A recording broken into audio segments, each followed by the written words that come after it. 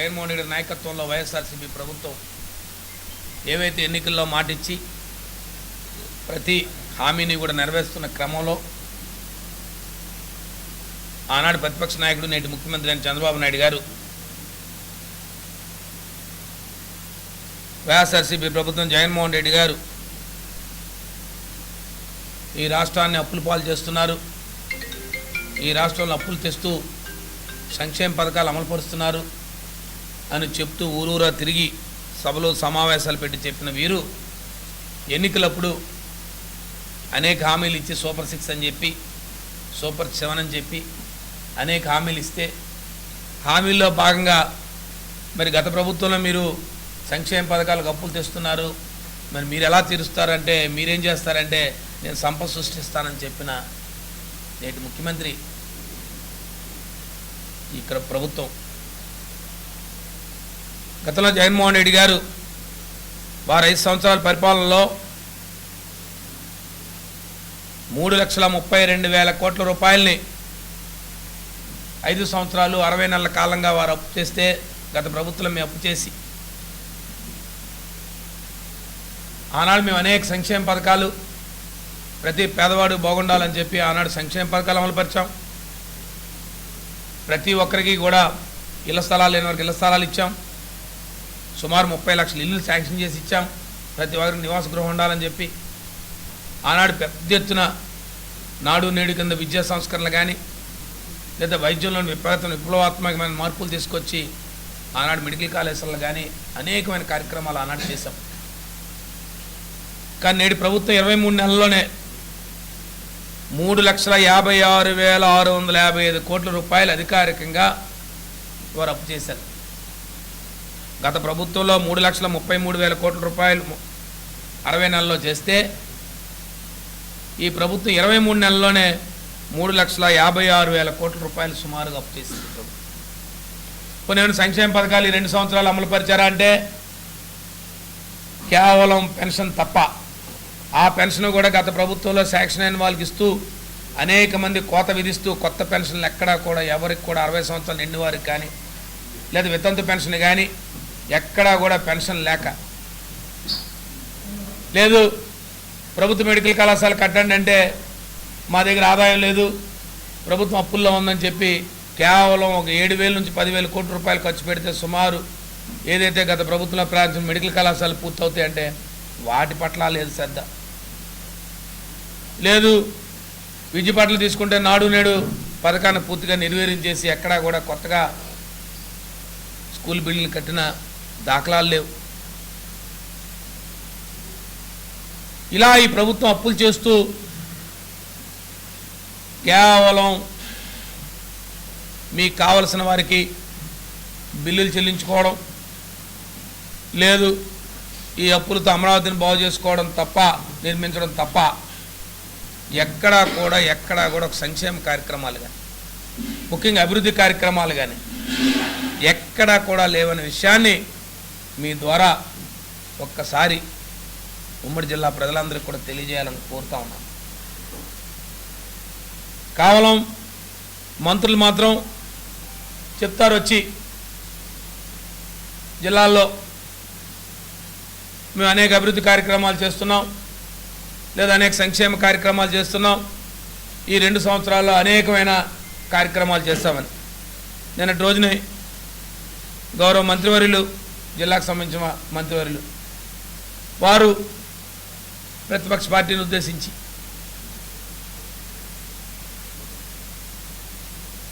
వారు కేవలం 2 సంవత్సరాల కాలంగా ఎన్నికల్లో హామీలు ఇచ్చి ఈ జిల్లాను అభివృద్ధి పరుస్తామని, ఈ జిల్లాను అభివృద్ధి పదంలో ముందుకు తీసుకెళ్తామని అనేక మాటలు చెప్పిన వీరు ఇవాళకి 2 సంవత్సరాలు కావస్తూ ఉంది. కేవలం జగన్మోహన్ రెడ్డి గారి మీద వ్యక్తిగత ఆరోపణలు చేయడం తప్ప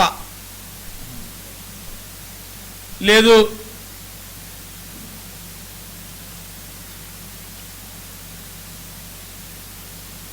ఎవరైనా తెలియదు వైఎస్ఆర్ పార్టీ నాయకులు ఆరోపణలు చేస్తే వారి మీద వ్యక్తిగత దాడికి దిగడం తప్ప. నేను గౌరవ మంత్రివర్యులను సూటిగా ప్రశ్నిస్తా ఉన్నాను, మీరు శాసనసభలో మంత్రి మీ గజనగర్ నియోజకవర్గంలో మీరు ఎంఎస్ఎంఈ మంత్రిగా లేదు మహిళల సంక్షేమం కానీ లేదు ఏదైతే ప్రధానమైన పెన్షన్లు ఇచ్చే కార్యక్రమంలో మంత్రిత్వ శాఖను మీరు తీసుకున్న మీరు ఈ జిల్లాలో కానీ లేదు కేవలం మీ నియోజకవర్గంలో కానీ ఎక్కడైనా 60 సంవత్సరాలు నిండిన వారికి లేదు వితంతువులు కానీ వృద్ధులకు కానీ ఎవరికైనా ఒక పెన్షన్ అయినా ఇవ్వగలిగారా ఈ 2 సంవత్సరాల కాలంలో సూటిగా వారిని ప్రశ్నిస్తా ఉన్నాను. లేదు మీరు పెద్ద ఎత్తున డ్వాక్రా మహిళల పట్ల మీరు మీ మంత్రిత్వ శాఖలను నిర్వహిస్తున్న మీరు గత ప్రభుత్వంలో రాజశేఖర రెడ్డి గారు ఆనాడు కీర్తిశేషులు పావలా వడ్డీని పెట్టారు. లేదు గత ప్రభుత్వంలో 0 వడ్డీని ఇచ్చాం. లేదు మీరు ఎన్నికల్లో హామీలో భాగంగా మీరు కూడా 0 వడ్డీని ఇస్తామని చెప్పిన మీరు మహిళలు పెద్ద ఎత్తున వారికి ఉపాధి అవకాశాలు కల్పిస్తామని మీరు ఎక్కడైనా ఒక మహిళకైనా ఒక వడ్డీ మాఫీని ఇచ్చారా అని చెప్తున్నా. రుణాలు తీసుకున్న మహిళలకి డ్వాక్రా రుణాలు తీసుకున్న మహిళలు లేదు మీ మంత్రిత్వ శాఖలో మీరు పెద్ద ఎత్తున చెప్పారు అన్నాడు. ఈ మంత్రిత్వ శాఖ రావడంతో మేము చాలా సంతోషపడ్డాం. మన ప్రాంతంలో ఉన్న వాళ్ళకి ఎంఎస్ఎంఈ మంత్రి వచ్చింది, ఈ ప్రాంతంలో అనేక పరిశ్రమలు రాస్తాయని చెప్పి నేను మిమ్మల్ని సూటిగా ఒకటి అడుగుతా ఉన్నాను. ఈ 2 సంవత్సరాల కాలంగా ఎక్కడైనా ఒక్క పరిశ్రమకైనా ప్రతిపాదన వెళ్ళిందా ఈ జిల్లా నుంచి? ఒక భూసేకరణ చేసి కానీ లేదు ఎవరైనా వచ్చి ఒక ప్రతిపాదన ఇచ్చి మీ పరిశ్రమను పెడతామని చెప్పి ఎవరైనా ముందుకు వచ్చిన దాఖలాలు ఉన్నాయని చెప్పి నేను మిమ్మల్ని సూటిగా అడుగుతా ఉన్నాను.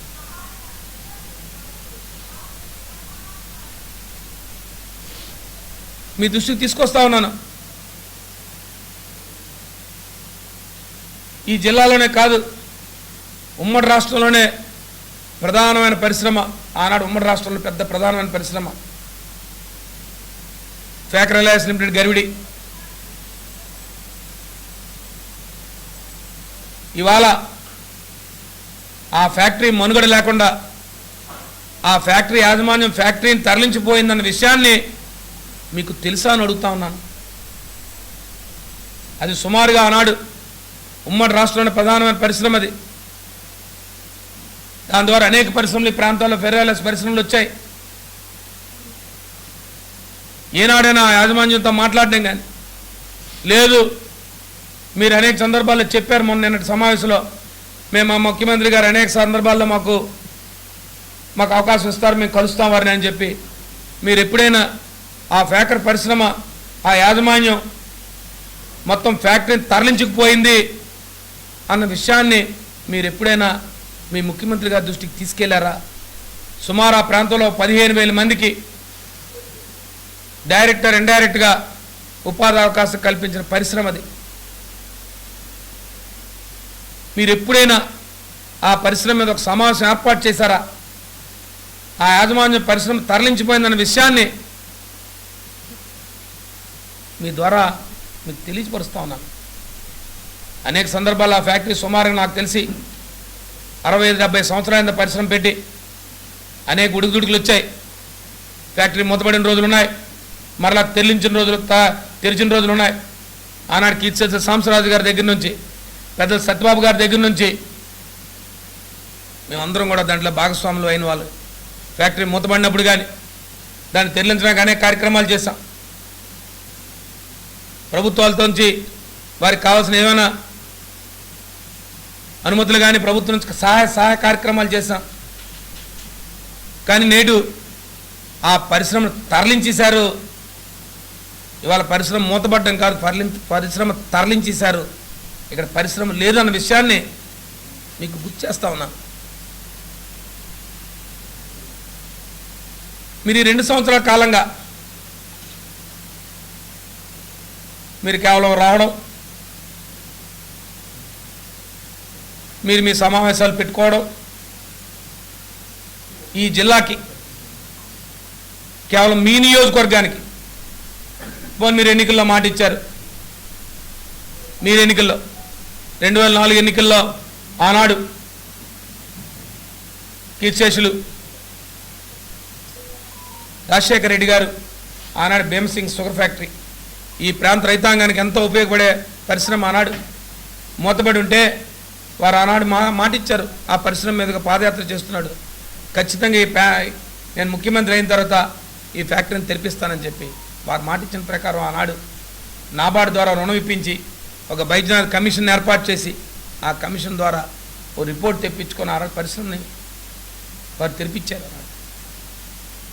మళ్ళీ కాలకాలంగా కొన్ని అనివార్య కారణాల ఫ్యాక్టరీ మూతపడింది.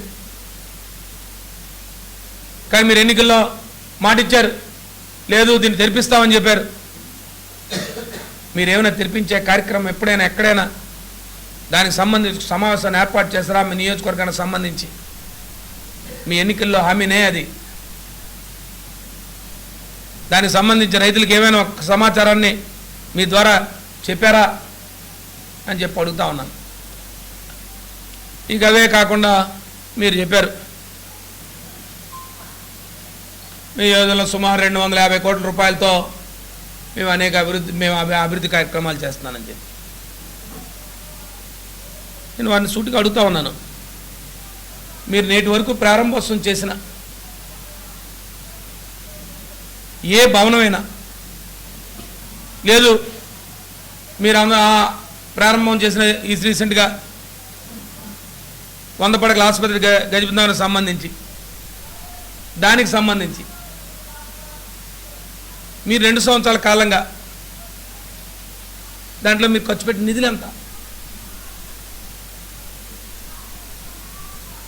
2019 ఫిబ్రవరి నెలలో మీరు జీవో ఇచ్చారు. ఇవి ద్వారా చెప్తా ఉన్నాను.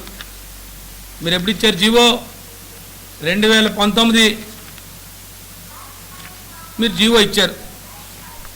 2వ నెలలో మీరు ఇచ్చిన జీవో హాస్పిటల్కి. ఎన్నికలు ఎప్పుడయ్యాయి? ఏప్రిల్ నెలలో ఎన్నికలు అయ్యాయి. మీరు ఇప్పుడు ప్రారంభోత్సవం చేశారు. దీనికి టెండర్లు పిలిచి దీన్ని నిధులు ఖర్చు పెట్టి మేము అన్నీ చేసాం. సరే, ఒక మిగిలిన శాతం పనులు మీరుంటే మీరు పూర్తి చేసి ఉండొచ్చు, ప్రారంభించి ఉండొచ్చు. మీరేం చెప్తున్నారు? 1.5 గంటల కాలంగా విద్యుత్ ఆగిపోయి అక్కడున్న రోగులు అవస్థలు పడతా ఉంటే, ప్రజలు ఇబ్బందులు పడతా ఉంటే 1.5 గంటల కరెంటు పోతే అబ్బాయి అదేదో రాష్ట్ర సమస్యలాగా దీన్ని మీడియాలో ప్రచురిస్తూ ఉన్నారంటారు. మంత్రివర్య, మీరు పేదల కోసం పనిచేయాల్సిన పరిస్థితి. ఈ ప్రాంతం వెనుకబడిన ప్రాంతం. 1.5 గంటల కరెంటు కాదు, నిమిషం కూడా కరెంటు పోకుండా 24 అవర్స్ ఫీడర్ ఇచ్చి డెడికేటెడ్ పవర్ ఇవ్వాల్సిన బాధ్యత ఈ ప్రభుత్వం అందన్న విషయాన్ని మీరు మర్చిపోయారని అడుగుతా ఉన్నాను. అది మీ బాధ్యత కాదని అడుగుతా ఉన్నాను. ఒకవేళ ఏదైనా సమస్య వచ్చి ఇబ్బంది రావచ్చు, మీరు ఒక సిఎస్ఆర్ కింద ఒక జనరేటర్ని ఏర్పాటు చేయలేరని అడుగుతా ఉన్నాను. మీకు అవకాశం లేదా అని అడుగుతా ఉన్నాను. మీరు ఎంతమంది పారిశ్రామికులు కలుస్తూ ఫోటోలు చూస్తూ ఉంటాం మీ సోషల్ మీడియాలో. మీరు అనేక మందిని పెట్టుబడిదారులు పిలుస్తున్నాం, మేము అందరి పారిశ్రామికులతో సమావేశాల్లో పాల్గొంటున్నారే. మీరు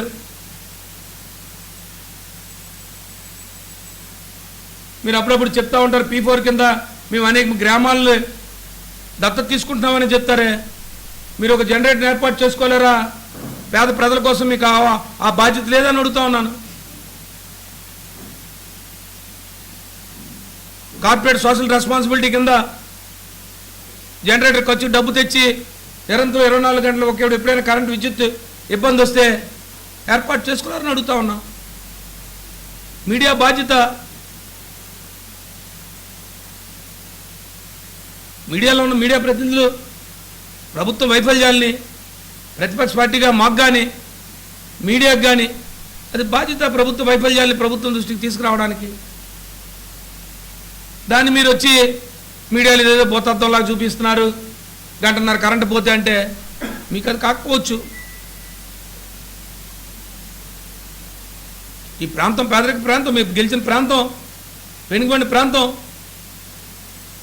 ఇప్పటికే మీరు కార్పొరేట్ హాస్పిటల్ వైద్యం లేక ఎక్కడా కూడా ఆరోగ్యశ్రీ పూర్తిగా మూలపెట్టి బిల్లులు ఇవ్వక ఇవాళ ఎక్కడా కూడా హాస్పిటల్స్లో వైద్యం లేదు.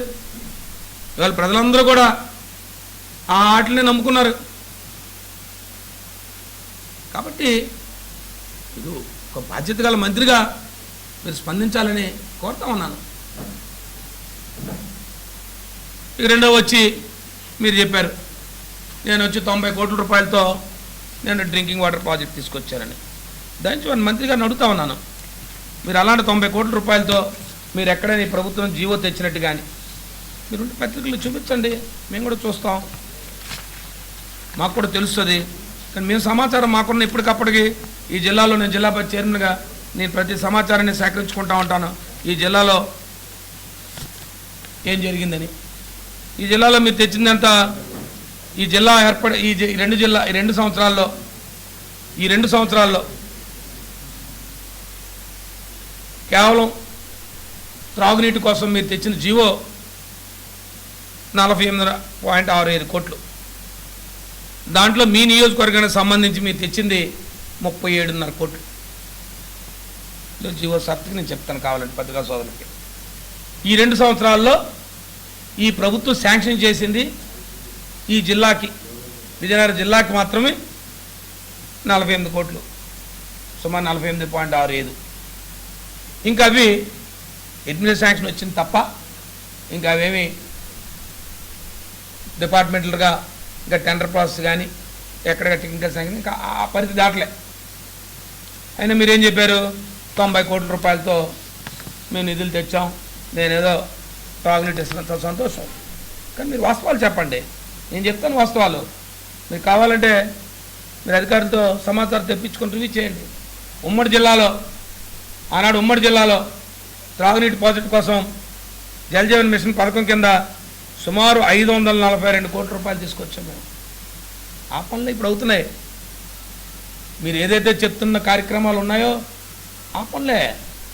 కొత్తగా మీరు చేసిన కార్యక్రమం కానీ కొత్తగా మీరు తెచ్చిన కార్యక్రమం కానీ ఏమైనా ఉందంటే మీరు తెచ్చింది ఇంకా కేవలం కాగితాల మీద ఉంది తప్ప అవి ఎక్కడా కూడా ఇంకా వాస్తవ రూపం దాల్చలే. ఇప్పుడు చేస్తున్న ఏ కార్యక్రమాన్ని 2 సంవత్సరాల కాలంగా ఎక్కడైతే లేదు, ఏ పని జరగలేదు, ఎక్కడ ఒకటారో తలపోరో జరిగితే కొద్దో గొప్ప, ఎందుకంటే ఎక్కడా కూడా ఈ జిల్లాలో డ్రింకింగ్ వాటర్ ప్రాజెక్ట్ కార్యక్రమాలు ఎక్కడా కూడా జరగట్లేదు. మీడియా పెద్దలందరూ ఉన్నారు, మీరు పూర్తిగా మీరు ప్రతి నియోజకవర్గంలో ఎక్కడైనా పనులు జరుగుతున్నా లేదా మీరు వెరిఫై చేయొచ్చు. ఎక్కడా కూడా జలజీవన్ మిషన్ పనులు కానీ సుమారుగా 1.5 సంవత్సరాల నుంచి బిల్లులు లేక అందరూ కాంట్రాక్టులు అందరూ పనులు ఆపేస్తారు, రాష్ట్రం మొత్తం మీద ఆపేస్తారు. వాళ్ళు ఇప్పటికే రాష్ట్రం మొత్తం మీద ధర్నాలు, రాస్తారోకులు కార్యక్రమాలు కూడా చేస్తూ ఉన్నారు దఫాలుగా. మీరు వాస్తవాలు చెప్పండి, శాంక్షన్ చేశాము, గత ప్రభుత్వాలు ఇచ్చారు ఇవి, ఇంకా వాటిని ఎంతవరకు వాళ్ళు కొనసాగించారు, ఇక్కడ నుంచి మేము కొనసాగిస్తున్నామని చెప్పండి, తప్పులేదు. మేమేం దాన్నేమి ఇబ్బంది పడము. అంతేగాని మీరు 90 కోట్ల రూపాయల పనులతో అవుతున్నాయి. ఇక రెండోది జిల్లా పరిషత్ నుంచి మీరు ఏమైనా సహకరించారా మా నియోజకవర్గాన్ని చెప్పారు. మీరు చేస్తున్న రోడ్లు కానీ, మీరు అక్కడక్కడ వేసిన సిమెంట్ రోడ్లు కానీ, లేదా అక్కడక్కడ వేసిన తారు రోడ్లు కానీ అవన్నీ కూడా మేము రెజల్యూషన్స్ ఇచ్చినవే. మా జిల్లా పరిషత్ సర్వసభ్య సమావేశంలో మండల పరిషత్లు కానీ గ్రామ పంచాయతీలు కానీ రెజల్యూషన్ చేసి మీరు ఇచ్చిన తర్వాత మాత్రం మీరు ఆ పనులు చేస్తున్నారు. ఏవైతే ఎన్ఆర్జీస్ పనుల కింద కొంత మేర పనులు మేము ఆనాడు చెప్పాను. నేను మొట్టమొదటి జిల్లా పరిషత్ సర్వసభ్య సమావేశంలో చెప్పాను, అధికారం మారినా మేము ఎప్పుడూ కూడా ప్రజల పక్షాన ఉంటాం, అభివృద్ధి పక్షాన ఉంటాం, అభివృద్ధికి సహకరిస్తామని చెప్పేవారు. నేటికి అదే కార్యక్రమాలు చేస్తున్నాం. మా దృష్టికి ఏ కార్యక్రమం వచ్చినా చేస్తూ ఉంటాం. ఈ రెండో మాట మీరు అన్నారు, మీ గతంలో మీ శాసనసభ్యులకి మీ ముఖ్యమంత్రి గారు అవకాశం ఇచ్చేవారు కాదు, మా ముఖ్యమంత్రి గారి దగ్గరికి మేము వెళ్ళిపోతున్నాం. చాలా సంతోషం. మా ముఖ్యమంత్రి గారి దగ్గరికి మాకు ఆనాడు అవకాశం తక్కువ ఉందా ఎక్కువ ఉందా అని పక్కన పెడితే మాకు ఆనాడు అవకాశాలన్నీ కూడా మాకు జిల్లా స్థాయిలో పనులు అయ్యేవి. మా పెద్దల సత్యనారాయణ గారు ఉండేవారు. మా ముఖ్యమంత్రి గారి దగ్గరికి ఏమైనా కావాలనుకుంటే వారి ద్వారా వెళ్ళి నేరుగా కార్యక్రమాలు చేసేవాళ్ళని. రెండోది, మాకు ఏ జిల్లాలో ఏ కార్యక్రమం చేసినా, సంక్షేమ కార్యక్రమాలు, అభివృద్ధి కార్యక్రమాలైనా ఆనాడు పార్టీలు చూడకుండా మేము చేసాం కార్యక్రమాలు. మేము ఏ కార్యక్రమాలు మా ముఖ్యమంత్రి గారి దగ్గరికి వెళ్ళి మా నాయకులకి కార్యక్రమం చేయండి లేదా మా పార్టీకి కార్యక్రమం చేయండి అని చెప్పలే. ఆనాడు మా ముఖ్యమంత్రి గారు చేసిన ప్రతి సంక్షేమ కార్యక్రమం ఒక పారామీటర్ తీసుకొని ఎక్కడ కూడా అనర్హుడు అనే రెండుకొండ అర్హులు అనే వాళ్ళు చేసుకెళ్లారు. మేము ఇచ్చిన ప్రతి సంక్షేమ కార్యక్రమం, మా నవరత్నాల్లో చేసిన ప్రతి కార్యక్రమం లేదు, మేము చేసిన ప్రతి కార్యక్రమంలో కూడా లేదు. మా ముఖ్యమంత్రి గారి దగ్గరికి వెళ్ళాల్సిన అవసరం వచ్చినప్పుడు తప్పకుండా వెళ్తాం. ఓకే, మీరు నేను ముఖ్యమంత్రి గారి దగ్గరికి వెళ్ళారు, మీకు సమావేశం పెట్టారు, మీరు బయటకు వచ్చి చెప్పామని అడిగాం కదా, మీ ముఖ్యమంత్రి గారికి మీరు ఏ ప్రతిపాదనలు ఇచ్చారు? లేదు, మేమేమైనా స్పందించామంటే మీ మీద మీ పత్రికలో వచ్చిన మాటలు, టీవీలో వచ్చిన మాటలు మేము స్పందించాం.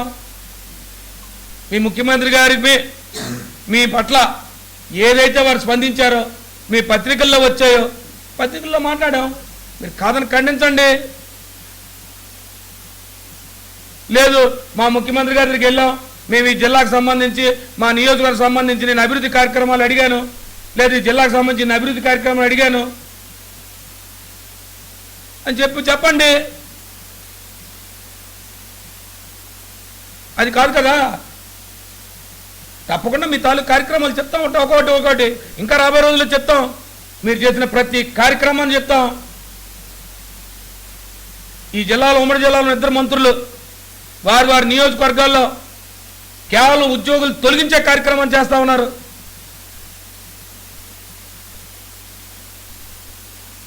ఇదా మీకు అవకాశం ఇచ్చిన ప్రభుత్వం? ప్రజలు మీకు అవకాశం ఇచ్చి మిమ్మల్ని అధికారంలో తీసుకొస్తే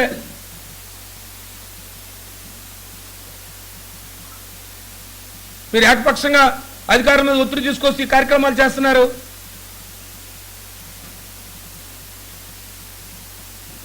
ఇది కాదు కదా మీకు ఇచ్చింది అధికారం. మీరేది ప్రాంతాలను అభివృద్ధి చేస్తారనో, లేదు ఈ ప్రాంతానికి మీరు ఏదో మంచి కార్యక్రమాలు చేస్తారనే కదా మీరు చేసిన మంచి కార్యక్రమం ఏంటి? ఎస్, మేము మొనగాలమే. ప్రజాస్వామ్య సంక్షేమంలో ప్రజలు మాకు అవకాశం ఇచ్చారు. నాకు కానీ ఆనాడున్న పెద్ద సత్యబాబు నాయకత్వంలో మేము చేసాం మంచి కార్యక్రమాలు. ధైర్యంగా చెప్తాం. ఇవాళ భోగాపురం విమానాశ్రయం తీసుకొచ్చి ప్రాంతాన్ని, విజయనగరం జిల్లాని ప్రపంచ పటంలో తీసుకెళ్ళామంటే గౌరవనీయులు వైఎస్ జగన్మోహన్ రెడ్డి గారి నాయకత్వంలో, పెద్ద సత్యబాబు గారి నాయకత్వంలో మేమంతా తీసుకెళ్ళాం. వాళ్ళు గర్వంగా చెప్తాం, అది మా కార్యక్రమం, మేము తీసుకొచ్చాం. మీరు ఎంతమంది చెప్పినా, ఎన్నిసార్లు మీరు చెప్పినా ఈ జిల్లాలో కానీ రాష్ట్రంలో కానీ ఇది వైఎస్ జగన్మోహన్ రెడ్డి గారి నాయకత్వంలో జరిగిందని చెప్తారు. మీ కాంట్రిబ్యూషన్ ఏంటి? మీరు వెళ్తారు, ఫోటోలు తీసుకుంటారు తప్ప దాంట్లో మీ తాలూకు కాంట్రిబ్యూషన్ ఏంటి? 1 ఎకరా భూమిని మీరు రైతుల దగ్గర సేకరించారా మీరు?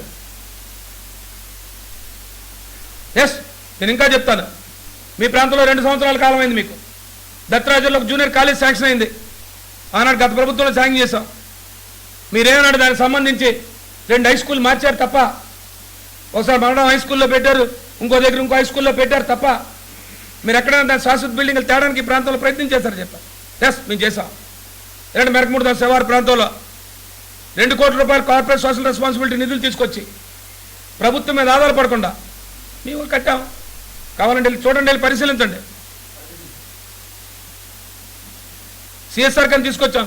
ఈ రోజు కూడా జీతాలు తీసుకొచ్చి సుమారు 10 మంది ఉపాధ్యాయులకి నెలకు ₹1,00,000 లెక్కని ఆ కంపెనీ నుంచి జీతాలు ఇప్పిస్తాం. గత 3 సంవత్సరాల నుంచి ప్రభుత్వం మీద ఆధారపడలే. మాకు అవకాశం ఇచ్చారు ప్రజలు మాకు ఇచ్చిన అవకాశాన్ని ప్రజల కోసం వాడుతూ ఉన్నాం. మీరు ఎంఎస్ఎంఈ మంత్రి కదా, మీరు అంతేమంది పారిశ్రామికవేత్తలు సమావేశం అవుతున్నారు కదా, ఏం చేస్తారు మీరు? నియోజకవర్గానికి ఒక కార్పొరేట్ సోషల్ రెస్పాన్సిబిలిటీ కింద సిఎస్ఆర్ కింద పనిచేసే నాయకత్వం. ప్రజలు మాకు అవకాశం ఇచ్చారు. ప్రజలు మాకు ఇచ్చిన అవకాశాన్ని ప్రజల కోసం వాడతాం. ప్రజల కోసమే పనిచేస్తాం. అధికారం ఉంటే ప్రజల కోసం పనిచేస్తాం, లేదు ప్రతిపక్షం ఉంటే ప్రజల తరపున పనిచేస్తాం. అంతే తప్ప ఎవరో భయపెడుతున్నా ఆగిపోయే మనుషులు కాదు మేము.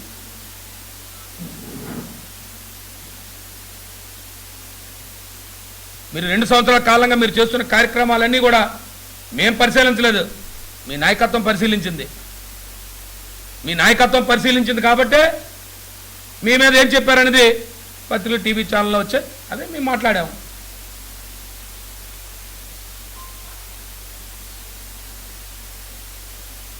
కాబట్టి నేను వారిపోవు. మీకు ఇంకా అవకాశం ఉంది. మీ అవకాశాన్ని ఉపయోగించండి. ఈ ప్రాంత అభివృద్ధికి, మీ నియోజకవర్గ అభివృద్ధి కోసం పనిచేయండి. తప్పకుండా ప్రతిపక్ష పార్టీ బాధ్యతగా ఎక్కడైనా ప్రజల కోసం, ఉద్యోగ నిరుద్యోగ కోసం ఒక ఉద్యోగి తను కోల్పోతే, తన ఉద్యోగం కోల్పోతే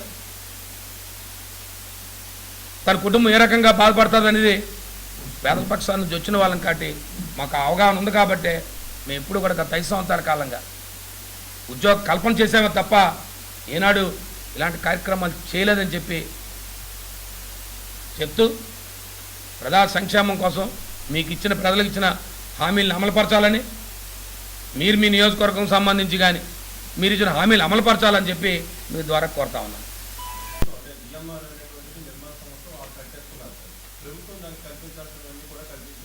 అదే చెప్తున్నాను కదా, మీ అనేక సందర్భాల్లో నేను కేంద్ర మంత్రివర్యులు మనకు శివార్ను ఉన్న ఏవియేషన్ మంత్రి గారు, కేంద్ర మంత్రివర్యులు వారు వెళ్తున్నప్పుడు కానీ, లేదా జిల్లాలో ఉన్న మంత్రులు కానీ శాసనసభ్యులు పర్యటిస్తున్నప్పుడు కానీ అదే చెప్పాను. మీరు జిఎంఆర్ సంస్థ వారు ఇచ్చిన, ఎల్ఎన్టీ సంస్థ వారు కొడుతున్న కార్యక్రమాల్లో ప్రభుత్వ భాగస్వామ్యం లేదు. ప్రభుత్వం మౌలిక వసతులు క్రియేట్ చేయాలి. గత ప్రభుత్వంలో క్రియేట్ చేయవలసిన మౌలిక వసతులు ఏవైతే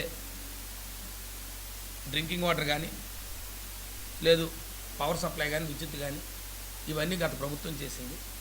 ఏదైతే అప్రోచ్ రోడ్డు కానీ, లేదైతే ఈ ఉత్తరాంధ్ర ప్రాంతంలో ఉన్న కనెక్టివిటీ రోడ్స్ కానీ, ఎయిర్పోర్ట్కి ఎవరైతే ప్రయాణికులు ఈజీగా అప్రోచ్కి ఎయిర్పోర్ట్కి రావడానికి సంబంధించి ఇన్ఫ్రాస్ట్రక్చర్ తయారు చేయాలని చెప్పి గతంలో కూడా నేను అనేక సందర్భాల్లో చెప్పాను.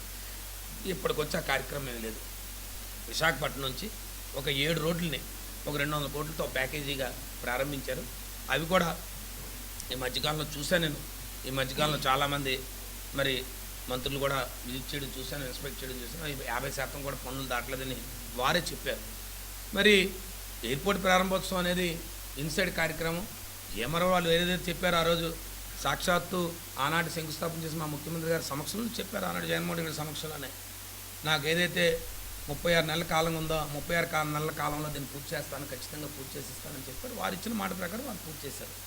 కాబట్టి ఇవన్నీ జరిగితేనే ఆ ఎయిర్పోర్ట్ ఇంకా ముందుకు పోతుంది, వెళ్తుంది. ఇంకా డ్రింకింగ్ వాటర్ గురించి వచ్చారు.